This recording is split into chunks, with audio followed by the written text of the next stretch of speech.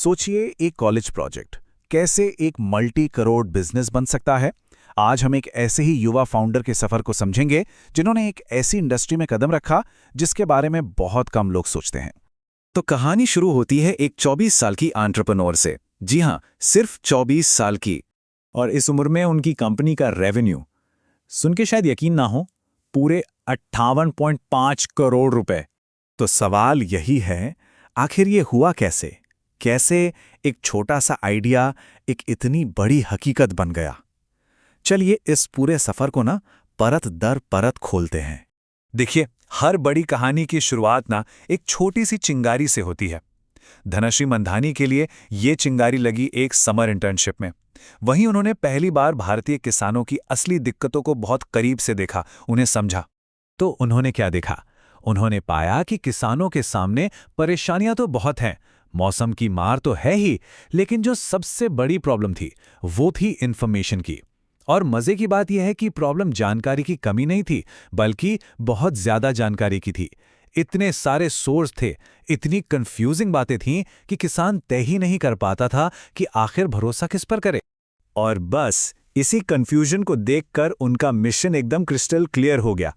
उन्होंने सोचा कि एक ऐसा सिंपल सा सल्यूशन बनाना है जो किसानों को सही टाइम पर सही और भरोसेमंद जानकारी दे। और यही सोच उनके स्टार्टअप की नींव बनी। अब आइडिया तो कमाल का था, पर उसे जमीन पर उतारना असली चैलेंज तो वही होता है। तो अब बात करते हैं उस दौर की जब पहला प्रोडक्ट बना और किसानों से पहला और शायद सबसे जरूरी सबक मिला। अब जरा इस टाइमलाइन पर गौर कीजिए। ये जो रफ्तार है वो हैरान करने वाली है। आइडिया आया और सिर्फ 8 महीने के अंदर एक रिमोट टीम के साथ पहला प्रोटोटाइप लॉन्च भी हो गया। और इतना ही नहीं, उस पर 10,000 किसान जुड़ भी गए थे। मतलब कमाल की स्पीड थी। लेकिन इस तेजी में जो सबसे बड़ी सीख मिली वो मिली जब वो खुद गांव-गांव गईं। और वो सीख ये थी कि यूजर से बात प्रोडक्ट बनाने के बाद नहीं, बल्कि बनाने से पहले करनी चाहिए। क्योंकि जमीन की हकीकत और किसानों का फीडबैक वही किसी भी प्रोडक्ट की कामयाबी की गारंटी है। शुरुआती कामयाबी तो मिल गई, पर जल्द ही बिजनेस एक दीवार से जा टकराया। वो जो वन स्टॉप शॉप वाला आइडिया था कि एक ही ऐप में सब कुछ दे दो, वो बड़े स्केल पर काम नहीं कर पा रहा था। तो देखिए, विजन तो बहुत बड़ा था कि एक ही ऐप हो, सलाह के लिए, सामान खरीदने के लिए, फसल बेचने के लिए, सब कुछ। लेकिन असलियत में क्या हो रहा था? कंपनी बहुत सारी चीजों में एक साथ हाथ डाल रही थी। ऑपरेशनल कॉस्ट आसमान छू रही थी और इसे पूरे देश में स्केल करना लगभग नामुमकिन सा लग रहा था। अब ऐसे मोड़ पे आकर ज्यादातर स्टार्टअप्स एक रास्ता चुनते हैं, जिसे कहते हैं बर्न मॉडल। मतलब इन्वेस्टर्स का पैसा लो और उसे तेजी से ग्रोथ पर खर्च करो, भले ही कंपनी मुनाफे में ना हो। पैसा जलाओ, कस्टमर लाओ। लेकिन धनाश्री की सोच, उनकी फिलॉसफी बिल्कुल अलग थी। उनका मानना था पहले दिन से मुनाफा कमाना है, बिजनेस को टिकाऊ बनाना है। उन्होंने पैसा जलाने पर नहीं, पैसा बनाने पर फोकस किया। और बस यहीं पर कहानी में आता है सबसे बड़ा, सबसे दिलचस्प मोड़।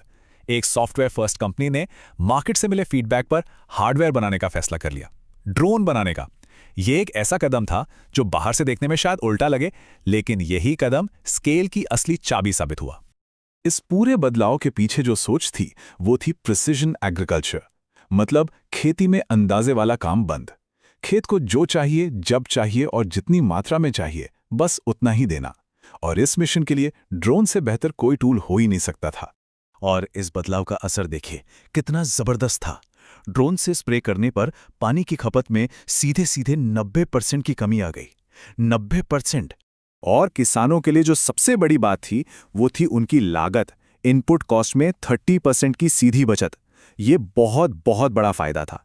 और ये कोई छोटा मोटा एक्सपेरिमेंट नहीं था। 2 लाख से ज्यादा स्प्रे पूरे किए गए। ये आंकड़ा दिखाता है कि मार्केट ने इस नई सर्विस को हाथों हाथ लिया। लेकिन वो सिर्फ ड्रोन सर्विस दे के रुक सकते थे, है ना? उन्होंने खुद के ड्रोन क्यों बनाए? क्योंकि उन्हें समझ आ गया था कि अगर इस बिजनेस को सच में स्केल करना है तो पूरे इकोसिस्टम पर कंट्रोल रखना होगा। हार्डवेयर की क्वालिटी, पायलट की ट्रेनिंग, टेक्निकल सपोर्ट, जब सब कुछ उनके कंट्रोल में होगा तभी वो किसानों को एक बेहतरीन और भरोसेमंद सर्विस दे पाएंगे। तो देखिए, धनाश्री का ये जो सफर है वो सिर्फ एक एग्रीटेक स्टार्टअप की कहानी भर नहीं है। इसमें कुछ बहुत ही दमदार सिद्धांत छिपे हैं, कुछ ऐसे मेंटल मॉडल्स जो किसी भी एंटरप्रेन्योर के लिए एक गाइड बुक की तरह काम कर सकते हैं। उनका फैसला लेने का एक बहुत ही कमाल का तरीका है, स्पीड वर्सेस रिस्क फ्रेमवर्क। मतलब काम तेजी से करो, एग्जीक्यूट करो, लेकिन हमेशा सबसे बुरे सिनारियो के बारे में भी सोचो। क्या आप फाइनेंशियली और ऑपरेशनली उसके लिए तैयार हो? अगर जवाब हाँ है तो बस एक्शन ले लो। ये जो बैलेंस है ना रफ्तार और तैयारी के बीच, यही सबसे जरूरी है। इसके अलावा 3 और बातें हैं जो इस कंपनी की नींव हैं। पहली, ज्योग्राफिक फोकस, मतलब हर जगह थोड़ा थोड़ा करने के बजाय एक मार्केट में अपनी जड़ें मजबूत करो। दूसरी, सबके लिए वैल्यू, ये पक्का करो कि आपकी चेन में हर कोई, किसान से लेकर डीलर तक, पैसा बना रहा हो। और तीसरी, और शायद सबसे जरूरी, विश्वास। खासकर ग्रामीण बाजारों में विश्वास ही आपकी सबसे बड़ी करेंसी है। टेक्नोलॉजी तभी अपनाई जाएगी जब लोग आप पर भरोसा करेंगे। तो आखिर में ये पूरा सफर हमें एक सवाल के पास लाकर खड़ा कर देता है। सबसे बड़े मौके अक्सर सबसे बड़ी और मुश्किल समस्याओं में ही छिपे होते हैं। तो सोचने वाली बात यह है कि हमारे आसपास ऐसी कौन सी समस्याएं हैं जिसका समाधान हम और आप ढूंढ सकते हैं।